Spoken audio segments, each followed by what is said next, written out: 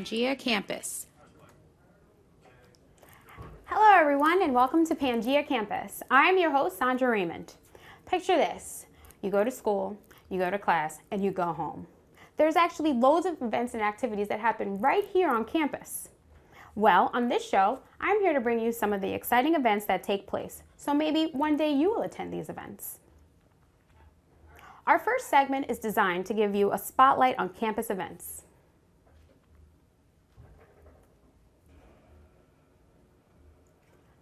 Let's go to the tape.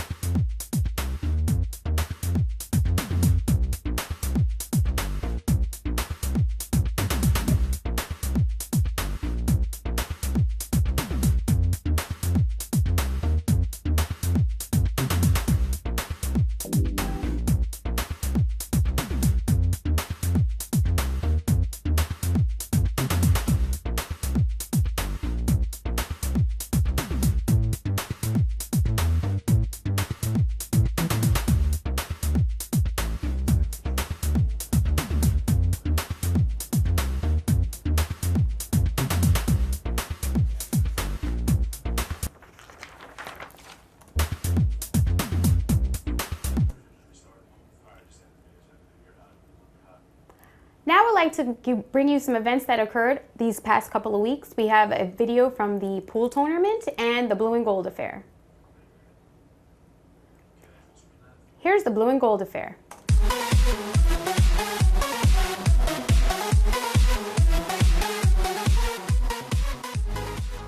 My name is Thomas Alicante. I'm president of Greek Letter Council here at NYIT.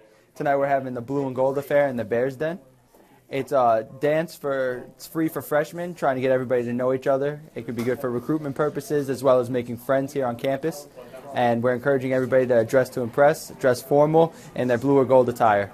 Hi, my name is Nana Joni Parthi. I'm a first year student. I just came to this dance. It's really fun and it's nice to just hang out with all the friends I've met. And the dance is just a great beginning to the year. It was great.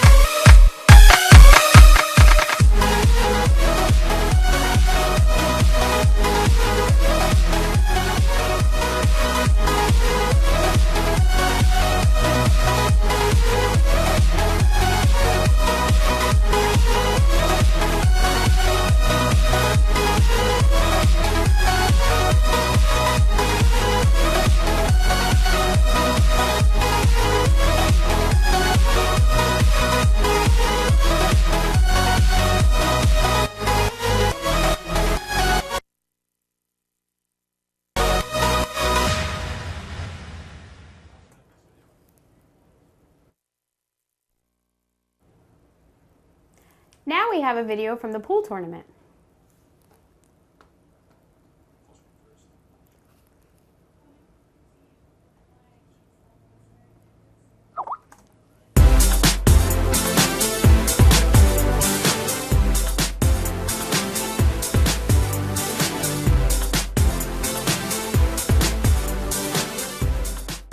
My name is Colin Coffram.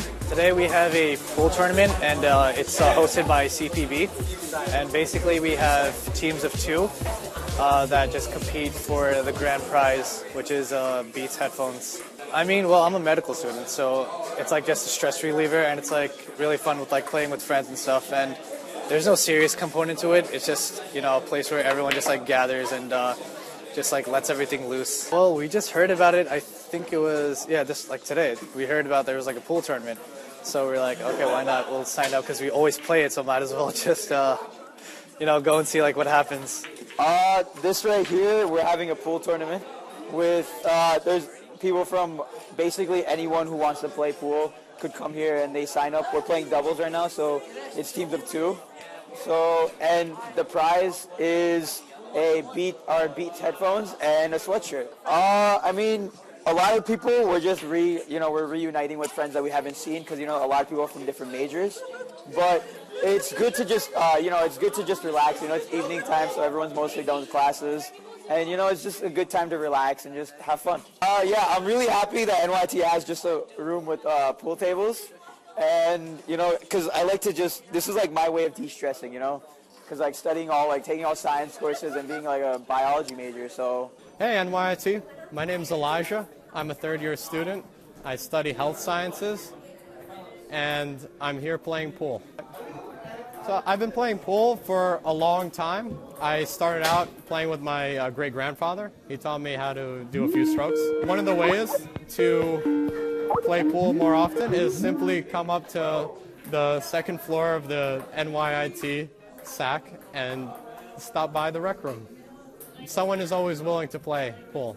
If I were given the choice to join another tournament, I would. I enjoy the camaraderie as well as the competition that comes with these sorts of events. If you're starting out in pool, it's okay to feel that your shots are inadequate, but with added practice and being creative, you'll learn to pick up. One of the basics is holding the pool stick correctly. So if you can hold the pool stick in a firm base, make sure you have not too much friction, but just enough to keep it firm, and that you go towards the center of the white ball. And if you want to, put some throw on the ball or English, as in, more advanced style of play, make sure you go just a little bit off center. But as long as you keep a firm base and you hit the center of the pool stick, of the pool ball, and you center the pool stick, you should do pretty well. This is a bit of a trick that will really elevate your game. You see where the ball has to go and you line up the pool stick, and then in order for it to follow that path, you hit it opposite of where that is. So if I wanted to go this way, I'd want to hit the ball directly here. So we'll do just that, firm base, center.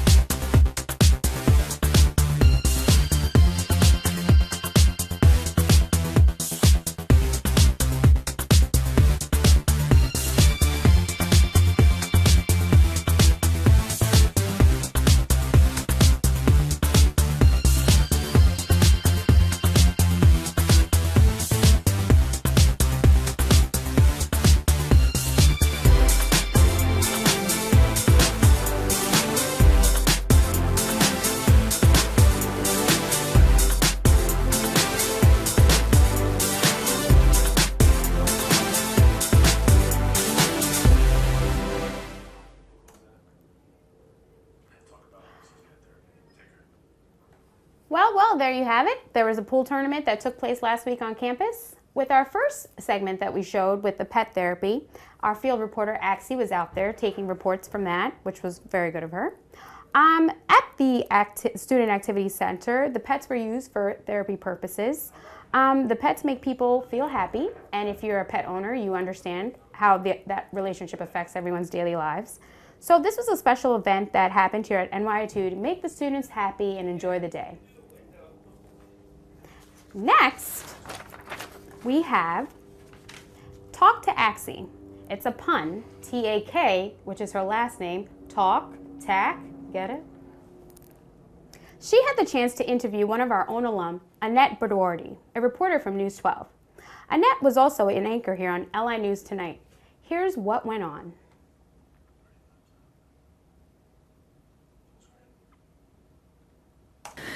afternoon to all my Globesville viewers. This is Axie Tak and you're watching Local News. We have our first guest of the show. Hi and welcome to Local News. Hello, thank you very much. It's great to be here. Can you please introduce yourself? Yes, my name is Antoinette Biordi. I'm a reporter here at News 12 Long Island, and I was with the program LI News Tonight at NYIT Old Westbury a very long time ago, but it was a great program, and I'm happy to be here at LI News, at News 12 Long Island. Okay. So I just wanted to ask you, how has LI News Tonight helped you in getting this success to News 12? Well, I have to say, my experiences at LI News Tonight were amazing. It's the only reason why I'm here today. It helped me learn or give me the tools that I needed to learn what journalism was all about. Without LI News, without the experience that I went through, I would never have a job. LI News Tonight gave me that resume tape, and with that resume tape, I was able to get my first job. There was no other way. I went to another school before that, another college. They taught you everything in books. Yeah. Nothing was hands-on. When I got to LI News, everything was hands-on. Pick up a camera, do this, do that, try to edit. Okay, I guess I'll just try and edit today, you know. It was amazing. You got your hands in everything, and once you did, you gained that extra knowledge, and every day you walked out of there thinking, wow, I learned another layer of news. It was amazing. And that's how I got my first job. All the stories that I did, you just keep improving as you go on, and you put all those stories on your resume tape, and you hope for the best. You send it out and hope for the best. I'm sure it wasn't an awesome tape now that I look back on it, but at the time, for me, it was good enough. And it was good enough for me to get my first job. As I know you had covered many stories when you were in LI News Tonight, is there any personal story that you want to discuss with us? You know, like you said, I did a lot of stories while I was there, and there isn't like a very particular one, like, you know, oh, this murder happened and, you know, we went after it and this, and nothing exciting like that. But what I do remember is one day doing a story, and it was a simple story. It was a story about a career fair. And we went to the career fair, and it was normal. I talked to a couple of business owners, and then I came back, and I thought to myself, all right, it's a career fair. This is it's kind of boring. So how do I spice it up? So I thought to myself, well, they always taught me that always to put your most exciting video and your most exciting line in the front, in the beginning of the story. So I thought to myself, well, how do I make this exciting? Okay, well, it's a whole bunch of businesses and kiosks. Like, really? There's not really that much excitement to that. But I was trying to think creatively to take that extra step. So I thought to myself, you know what? I want to make this one line, and I still remember the one line that I put in the front. Connections, connections, connections. Where would we be without them? And as the connections words came up, I knew I wanted to edit to boom, one business, boom, another business, boom, another business, connections, connections, connections. And I thought, oh, by that, you know, simple, you know, editing process and writing, that people would be like, oh, what's that? Oh, you know, it would catch people's attention. And at the same time, it was thinking creatively. So I finally got it. I felt like at that point, I thought, you know what? All right, I'm starting to get the whole writing and editing thing and putting it together and making a story out of it. So that was what I remember the most as far as a story. I know it doesn't sound crazy or exciting, but I learned a lot from it. As being the alumni, what is like one of your favorite experience when you were at NYIT, which you remember and you feel like, oh, this should be in my success story? What experiences do I remember? I remember a lot of experiences when it came to learning how to write to your video. I thought that was the most important thing. Because if you think about it, you're writing to something and it's not there. You have to write to your video. So that's one thing I learned that was so important that I still carry with me today. I think to myself, oh my God, if I don't have the video to support it, as people watch this story on TV, they're not going to be interested because it's not there. I'm talking about it, but the video's not there. that was the most important thing that I could stress on any reporter, or anything that I learned that is still with me, like I said. I learned what was the question again? Sorry. What was your favorite experience from NYIT? Another favorite experience is going out on stories and learning how to ask questions, how to interpret things, and then at the end of the day, tell a story. And then taking a slice of someone's life and saying to yourself, my God, I can't believe that this person is going through this. And taking that, internalizing it, and then explaining it to the audience. That was one of the greatest things I learned. And I learned so much about life because of that. That life is too short. That life can be snuffed out like that. You know, there's so many things that we learned at NYIT, including technical things. But just learning, you know, about reporting and how to report, but also about life and also about technical issues that may arise that, you know, we can take care of out in the field, you know, as well as when we got back, editing and, you know, shooting and reporting and writing. Writing is the most important. I mean, if you can't write well, then you can't express yourself to the audience. You can't communicate. So that's the most important. One of the most important aspects. Okay. And there would be some latest stories you would be working on right now. So can you discuss any of the latest story? I'm not working on any stories or series right now. It's just daily turns. So any story, I'm a general assignment reporter, so that means as soon as I go to my assignment desk, they give me a story, and I go out on it, and boom, we have to be live. So it's that instant. There are times when I can pitch a story and say, oh, I'd like to do a story about this. And, you know, I'm able to do it. But otherwise, I mean, I just do daily turns. So it's daily, you know, go out, get the story, get it on the air. Okay. My viewers will be very thankful if you give them a personal message which will help them in journalism. Sure. What I think is very important for journalism students is to have passion for your job. You have to want this. You have to want it. You have to go after it because no one's going to come to you. You have to develop yourself as a reporter. You have to develop a personality as well as, like I said, writing is very important before. So you have to develop yourself as a reporter, go out there, do the story as best you can, and hopefully put a resume tape together and get a job. But if you want it bad enough, you'll get it. So you have to be really passionate. You have to be very passionate. Okay, it was great talking to you. And me, my Globesville team, and everybody want to wish you luck for your future. Thank you very much. Okay. So we'll be back, guys, with something more and something more exciting. Thank you for being with us.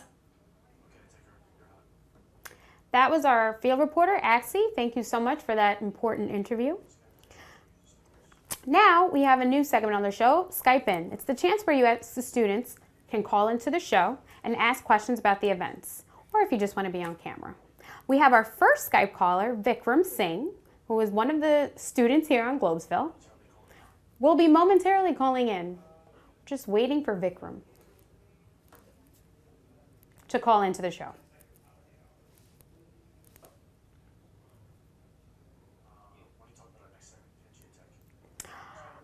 Coming up next on our segment, after we get the call in with Vikram, is our newest segment called Pangea Tech, where my co-host Sam and I will be talking about latest technology. Now we have Vikram calling in. Hi, Vikram. Hi, Sandra. How are you?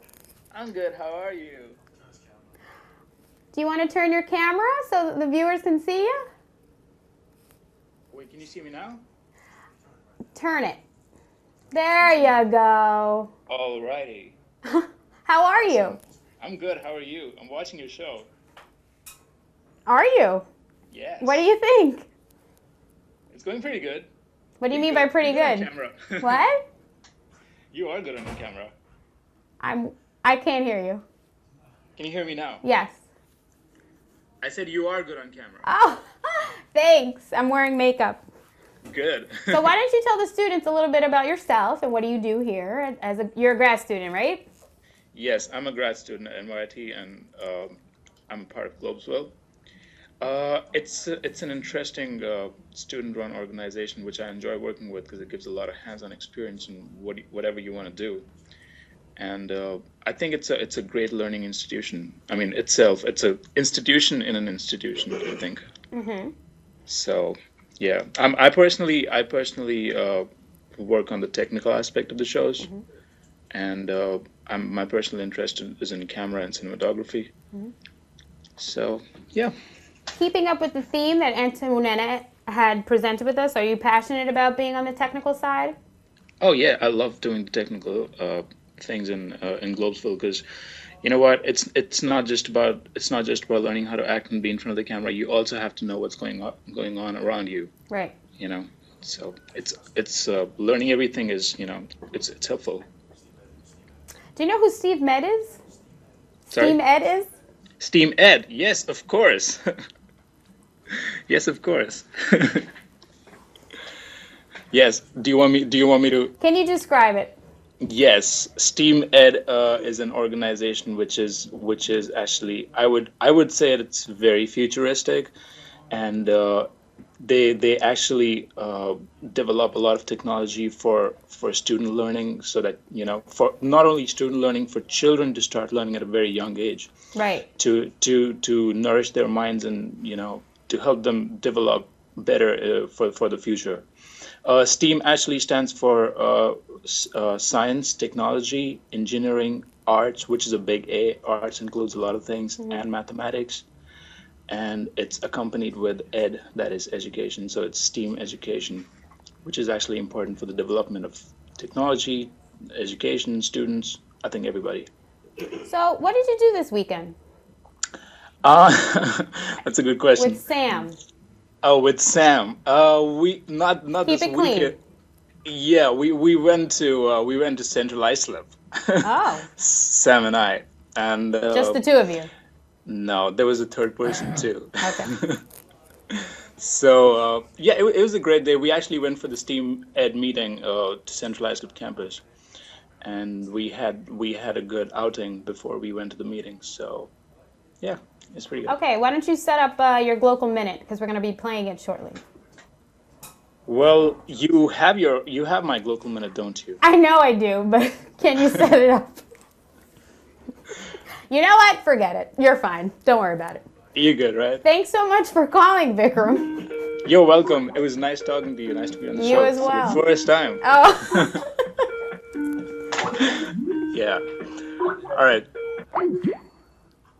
All right, that's Vikram, everyone.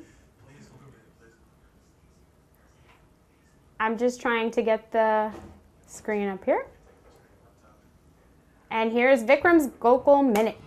We're here at the Hexter State Park on the south shore of Long Island. It's me, Sam, and Dawn Marie. She didn't want to be in the video, but she's here. It's built by Robert Moses, who was responsible for a lot of the roads in New York City. And it's kind of like a land preserve, I guess, because it's very nice out here. There's not much industrial activity. This park also provides large fields for sports like cricket, soccer, and beautiful trails for bike riding. Right out there, if you can see my finger. That was Dawn Marie, Sam, and Vikram with your Glocal Minute on Globesville.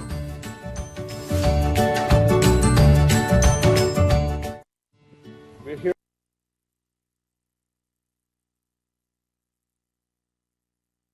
And now it's time for our new segment, Pangea Tech, where we explore new horizons on the forefront of technology. And here's my lovely co-host, Sam Schmidt. Thank you, Sandra.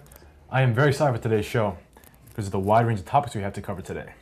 What's on our plate today, Sam? Well, first off, we're starting with DARPA. That stands for the Defense Advanced Research Project Agency. Now, these guys are known for some pretty shady projects. All throughout the 90s, they developed some pretty controversial military technology like drones and microwave weaponry, which was pretty controversial in the field of warfare because of in terms of like rules of engagement and whatnot, and what weapons are too dangerous and too gruesome to use. So they are developing a brain implants to restore memory in Alzheimer's patients, and this might go off for conspiracy theorists thinking that they're going to try and do some mind control experiments here. But as you can see with these images on screen, it'll involve some type of brain implants that will help Alzheimer's patients. They didn't give any scope as to when this will be released or what exactly it will be doing, but I assume some kind of electrical stimulation for elderly people. But I know I can use this because I have a short-term memory, very bad short-term memory. Yeah, I don't think you remember we had a conversation yesterday, and I think you just forgot. About what? See? All right. I think you need the implant. Yes, I do. Hopefully it's cheap and I can afford it. I don't think it's going to be cheap. Well, it is DARPA, so it'll be military grade first, and then civilian purposes. Okay, you know? Interesting.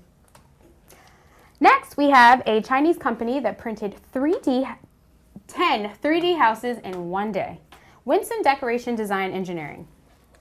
So in case any of you don't know, 3D printing involves the process of layering oil in a cascading style where you can pretty much construct any type of structure you wish. I actually had the chance to visit a 3D printer in the Central Islip campus for NYIT, and they made a 3D printed screw. And the material is actually pretty hard. It's pretty durable, but I don't think you would be able to use it for, like pulling a heavy trailer or material like that. But these houses are made from the same type of substance. I'm not sure how durable these would be in an environment against wind or rainfall. Right. But the roof seems to be steel, so that's fine. But it definitely works for the affordable housing projects that they have going on over there. You can see those striations in the structure of the buildings and the houses. That's the layers of 3D printing. This is a massive printer, though. It's not the one that is in this image here. That's for like small household items. And actually, when I went to go to the Central Islip campus, one of the professors told me that his washing machine was malfunctioning and it was leaking water and it was getting rusty at the bottom. And he told me that he designs in a 3D program some type of piece to put into his washing machine, and then he printed it out and then installed it, and he prevented it from leaking water. So it's obviously usable and can be applied to modern day living. And they predict that people will have one in everyone's houses within the next 10 years because they'll be pretty cheap to buy. So if I break my phone, can I make a new phone? I mean, come on. Well, theoretically, but you do have an out-of-box case, and so do I. So. Well, yeah, because I've had several. I mean, I've slammed this thing and it's stayed fine. Well, they can't make that 3D, can they? Well, they can, but it is plastic, so I don't think it is as durable as a rubber because that kind of is designed to absorb and deflect the shock. And like I said, the screw that they printed, they showed me, it was hard. I could smack it and it wouldn't break, but I don't think you could pull something that weighed more than a ton, even less than that. Okay, all right. So next we have SpaceX, which is a company founded by Elon Musk, who is this gentleman on screen right now. This man is a modern-day Renaissance man. He works out. Yeah, well. He looks like he works out. He probably has the time to because of his budget, but he's actually the founder of PayPal. He's the co-owner of Tesla Motors, who many of you may know have received a grant from the government, and they just returned a profit last year. And his net worth is $1 billion, but his profit or his yearly income at Tesla Motors is $1. So he's very humble. He knows that he can be pulling a lot more money, but he's an insightful man. He knows what the money should go to. And the fact that SpaceX has developed their own private industry is very important to aerospace and the future of spaceflight because that puts NASA in the ability to take a back seat in spaceflight and offer companies the position to take the leading role and kind of cut costs for the government. And this man right here is taking the charge in that. He says that he wants to land humans on Mars by 2026. And Virgin Galactic is also another company that will plan space flights for people for $250,000 a pop. I can't afford that. Yeah, so. well, who can? Should be cool though. Are they taking volunteers? Not for the space flights, but for Mars they are. We'll get to that later. Okay. Moving on. Google files patent for contact lenses with micro camera embedded into the lenses. A micro camera will basically be the next frontier for cell phones. Next frontier for POV porn too. Okay. You won't need Google Glass or a phone anymore. You could just navigate through a menu with your eye and you will see things like through a hologram, which is pretty cool. If you've never used Google Glass before, it works kind of separately than this in that there is a little square retina display on the corner, the top right corner of the glasses. It's not the actual glasses that show you the hologram. And when you're walking, you kind of have to look up at the corner of your eye or the corner of the glasses to see the actual display. So you can't really walk straight or navigate through a crowd properly without looking up at the corner right, and you kind of get distracted. So this should be a little more realistic and practical in that it's pretty much right in front of your face. That's glass right there, and you can see the little retina on the top right, left of the screen right there. And he's looking straight, but that's obviously for photo illusion purposes. He would be looking to his upper right to see it. So that's not anything. That's fake. That's just an image I pulled, but that's the actual contact that they're developing. And you had a question for me earlier before about. Well, yeah, because I wear prescription contacts, so how would that work with that? I would assume they were trying to integrate it eventually when the technology kind of advanced, so you could pretty much install it to your own contacts, maybe double layer it or get your own. But I can't see this being priced too much within the next 10 years, because I know glass is like $1,000 now, and this is much smaller than glass, but a little more upgraded, a little more advanced, but it should still come down to a reasonable price if you so choose to have technology in your contact lens and not your phone, because I prefer actually the tangible phones over something in my eye, because I can just feel it'd be a little distracting when I'm trying to walk through traffic or drive or whatnot, you know.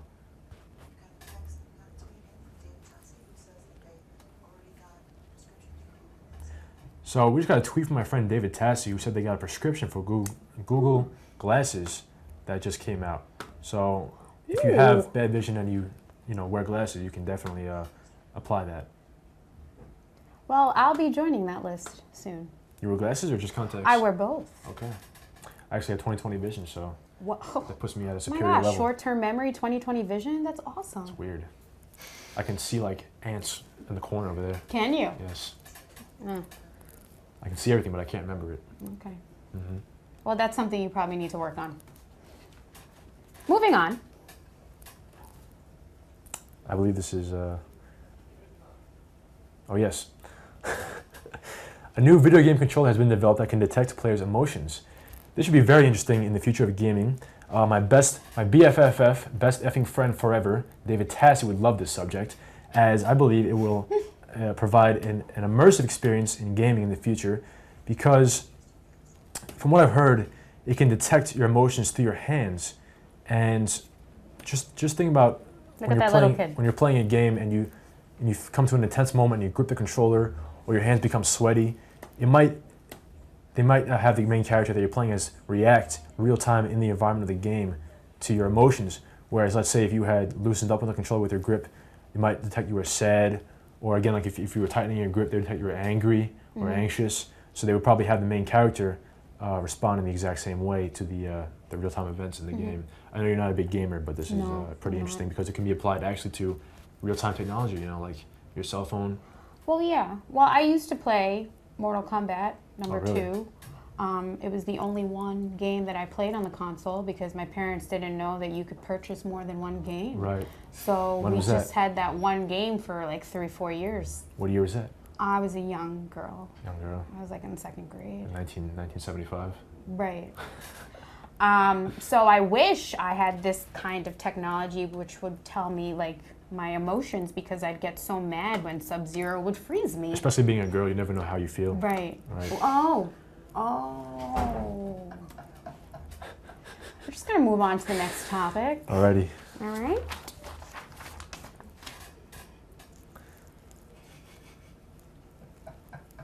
A new Mars spacesuit has been unveiled by NASA. Why don't you tell them about that, Smarty? Actually, they had a vote for the public to decide which suit they would wear. I'm not sure if each suit had a specified job. But Of course you don't. I don't remember because I'm a man. But anyways, the one they chose is the one in the middle, and Oh. that one's pretty cool. I mean, You know, I think I saw somebody working out with that at the gym the really? other day. It was Like a sweatsuit. Sweatsuit, yeah. Oh, wow.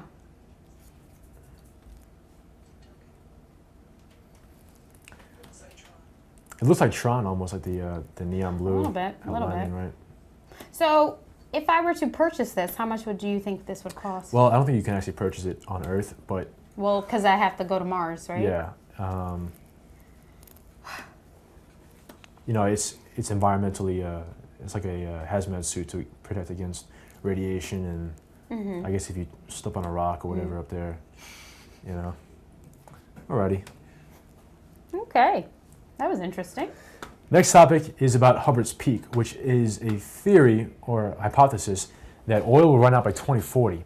And this coincides with the notion that China and oil right now have the largest economies in the world. And by 2030 are expected to have peak manufacturing coal output, which means they'll be emitting the most amount of coal in the world at maximum capacity, which kind of is really bad for the environment and whatnot. So Hubbard's Peak is a graph that shows the process of oil production. And as you can see, it started, very slow in the 20s, so the 50s, and then come around 1975, turn of the mid-century, we reached peak manufacturing output. And now, dwelling into the new millennia, it's kind of slowing down because there's less oil. And it's becoming more of a culture resource, which means that people in the Middle East and whatnot are depending on this production to keep their economies thriving and whatnot. So what's interesting, though, is that the Rockefeller family, who owns U.S. Standard Oil, the U.S. Standard Oil Company, sold all their stocks in oil and are transitioning into clean energy like hydro and solar, geothermal, and wind. So they're definitely looking toward the future for predicting, a global crisis in energy. I think they know for a fact that if we were to run out of oil by 2040, there'd be a massive war, just because of the demand for energy and whatnot. And to keep economies going, you need to have energy and whatnot. I agree with you. Next, SpaceX announced its goal to put humans on Mars by 2016. So in 2016, 2026 actually. 2026, us humans will be going to Mars. SpaceX and Elon Musk want the biggest industries, but they have lots of competition on Earth. What better way to start than fresh on Mars? By putting the first humans on Mars, they will have lots of power, but not in a negative way. If we want to take out an insurance policy on ensuring we survive as a species, the best option is to go to another planet that isn't as polluted. Hence, Mars. Well, they'll be starting fresh because it's pretty arid up there. There's not much at all really to deal with. But these are some of the blueprints they have for their landing craft and whatnot. I believe they want to set up like a colony, and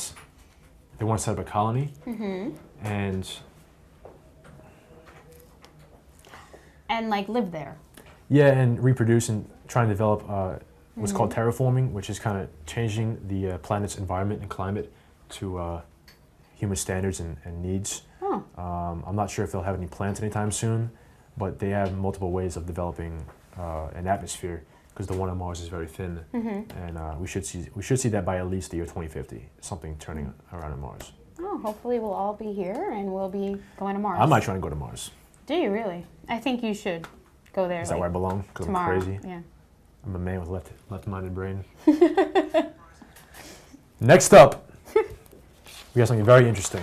This is exciting. It's stylish, it's hip, it's exclusive to only a select few, introducing the 3D printed cast that uses ultrasound to heal your bones 40% faster. I would totally wear this even if I didn't have any broken bones. Okay, why would you do that? Because it's freaking sick, look at that. Oh, it's a cage for your hand. Look at Neo in The Matrix. I actually met him in New York City coming out of Penn Station. He's a cool dude. I bet you don't remember that. I do actually. He didn't say anything, but he shook my hand and he was like, "Good job. Good job at being a man and being So awesome." you're gonna wear that the next time you see him? Well, it appears that there are two cores going into it that release their ultrasound frequencies, which I would assume resonate throughout the cast and kind of help stimulate the blood flow in your broken ligament or whatever you have, broken bone, and kind of speed up the healing process. But yeah, I would totally wear this even if I didn't have a broken bone. Well, it actually looks cooler than a cast. I wonder if you could prevent broken bones by wearing this. Like, I don't think so. what if you fell and like you had this cast on and it just like prevented your bone from breaking? You know? No. Why not? I'm not getting that. Not at all. It's actually cooler than wearing like a cast. Cause you remember? Did you ever break a bone or anything when you were younger? I've only dislocated my shoulder. I haven't broken a bone. Oh, but like they used to wear like this like cast that's wrapped around in gauze, and then everybody would sign it, and then it get all dirty and disgusting and germy. I'm like your skin underneath it. I would see like it'd be like decaying and whatnot, right? My friends when they took the cast off, it would be like all dirty because they couldn't wash it, and they had a scratch on their hand. They took like a clothes hanger and stick it down there and look retarded. I think we're taking it a bit too far. All right. But good example. All right. Next, a new device that allows users to perform a rapid medical diagnosis at home using their own saliva. It will probably read the chemical makeup of your saliva and whatever bacteria or sickness that you have, and it'll determine what type of bacteria you have and what sickness you came down with. This was pretty convenient because I think you can just put it into this little capsule right here and then just pull it out. You know, they have inflammation, influenza, testosterone, and fertility. I'm not sure how you would do testosterone. That'd be a little personal. I think you would need a sample, yes. Yeah.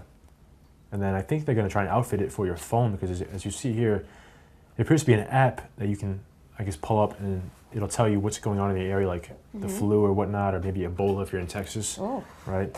And then you can just test yourself out, make sure you don't have anything, say like vitamin D. I guess it can tell you like if you're deficient or whatnot. You know. I am vitamin D deficient. Really? I am. Yeah, you have pretty frail bones. I do. You're right. Thank you, though. I mean, I would definitely get it. I'm a health freak, you know. I love to be, you know, perfect in my health. I take vitamins every day from GNC and whatnot.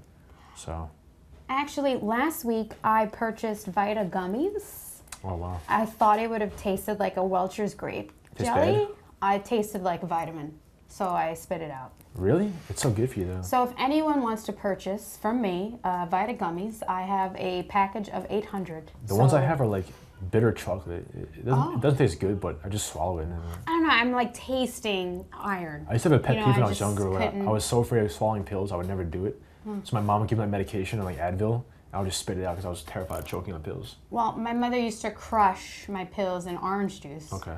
Which is not efficient because it's time release. It just dissolves, yeah. I was sick for months, guys, when I was little. Explains a lot. Thank you. This is a new company called Aerofex, which have developed a hovercraft bike that they'll be releasing in 2017 for $75,000. I'm not sure if I would fly this or ride it because it doesn't look very fun. I watched the video. It's pretty slow. It's not that fun. It's like a Segway. You know, you just kind of use it to get from one point to another. Looks like a Batmobile. Yeah, it looks like a movie vehicle, but I'm not sure how practical or how fun it is. It's kind of expensive, though. How does it run? $75,000. I guess it just blows air. It might be energy based off of petroleum. I'm not sure about electrical, but yeah, the video wasn't that interesting when they flew it. Okay. And they're gonna start trials for it in 1 year. Will you be doing the trials? I don't know. Probably not. I'm not sure if you can even use this publicly. Probably privately, you know. Because I'm not even sure if you can use Segways publicly. You know, the NYPD tries to deploy them, but they don't anymore. All right. Next, a hologram projector chip small enough to fit in your phone will be available in 2015. I can talk to Obi-Wan Kenobi now. Now you can, exactly. I'll get random distress calls from Princess Leia. Hop in my X-Wing spaceship. It looks should be pretty cool, small. Though. I saw a test video where this guy had his phone and he displayed a hologram keyboard. So instead of typing on his little phone, you're like, I can't touch the button, my fingers are too big. He had the huge keyboard and he just typed it out and on the table and it responded very quickly. Pretty cool. So I'm not sure if this is like in addition to your phone. I would doubt it because they probably would need its own little slot to act as a projector of the image itself. So don't be surprised when you see the next iPhone 7 being exclusively hologram. You know, that's the next big thing. But who knows, may have it for a Samsung or iPhone. Probably Apple. Samsung at this point. You think so? Yeah. What's that? I just think iPhone is just, you know, Apple needs to like step up to the plate. Yeah, well, they did try to get the big phones out there. Now no one likes because it bends in your pockets. But Apple is the #1 company, so. And they've always globally. been. They've always been, but I think the trend and the hip attitude is going towards Samsung because Apple gets a lot of flack right now because of their failure with the iPhone 6 Plus bending. I'm not sure if it was a failure, but it got a lot of the video where the guy tested it out and bent it. It had like 30 million views in one day. I remember watching it being released. Okay. So. Obviously, if you bend something, it will bend. So if you're intentionally trying to bend a phone. Yeah, but try and bend your phone like that. That won't bend. But I would never try to do that. Like, why would I want to bend my phone? Because it wouldn't. The iPhone 6 Plus is a little thinner. Yeah, but I would never think to bend my phone. No, but they put it in the back pocket and they bend over because if you're a hipster, only in the front pocket. If you're a hipster and you wear skinny jeans, you know it bends. Wow. So luckily I'm not a hipster. You're not. Definitely not a hipster. So moving on. Okay. That's you. Japan has developed a robot that can detect emotion and voice tone called Pepper. It will go on sale next year for $1,900. Eesh. So the interesting thing about this is there's something called the uncanny valley in the robotics that is a hypothesis in the field of human aesthetics, which means that when something looks and feels almost human-like and moves almost like a human but doesn't exactly, humans get kind of weirded out and like feel revulsed by it. And the reason for this is because we feel more natural when things are organic and real, but when we're trying to mimic life and don't fully achieve it, it becomes a little offsetting, a little uncanny. And the reason that they're doing this is because Japan has a declining population of young people, and which means that there are more older people than there are younger people.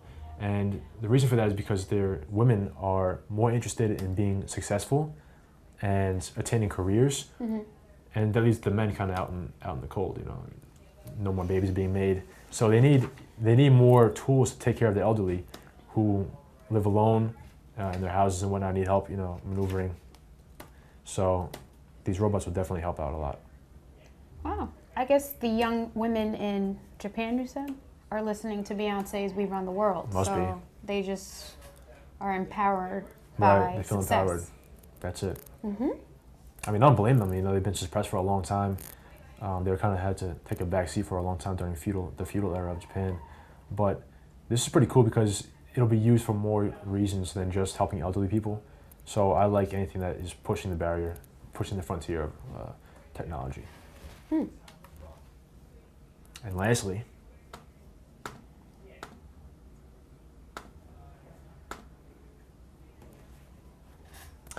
a vulnerability in antibiotic-resistant bacteria has been discovered. This is extremely important because most recently bacteria have been developing an immunity to our most powerful antibiotics, including penicillin, which is the most powerful, as you may not know.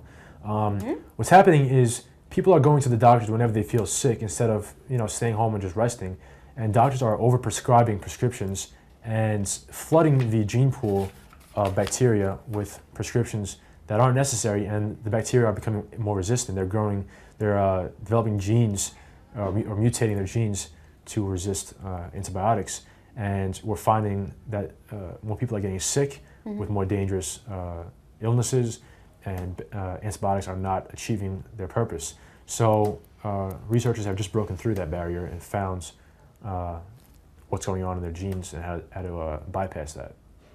Well, the problem that people don't understand is that with antibiotics, you also need to take like something that offsets it, because after a while, the antibiotic has the same effect anymore. That's why they tell you to take probiotics along with an antibiotic. My grandfather actually passed away because of that, because he had lymphoma, and he was taking whatever medication they gave him on, but after like a decade, his body grew immune to it, and they didn't have anything at the time to give him, so it kind of just took over his body, and he passed away because there was no medication. Thank you.